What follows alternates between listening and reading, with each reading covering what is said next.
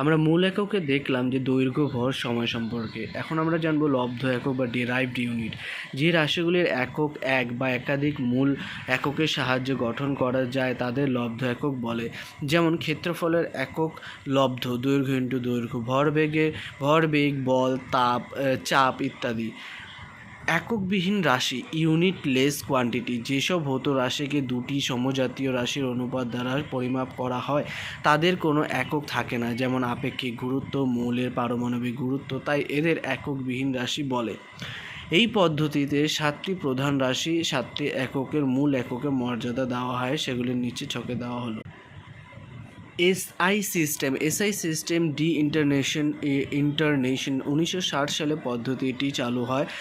IUPAC, international union for pure and applied chemistry and international organisation for standardisation, দুটি সংস্থার সুপারিশ দ্বারা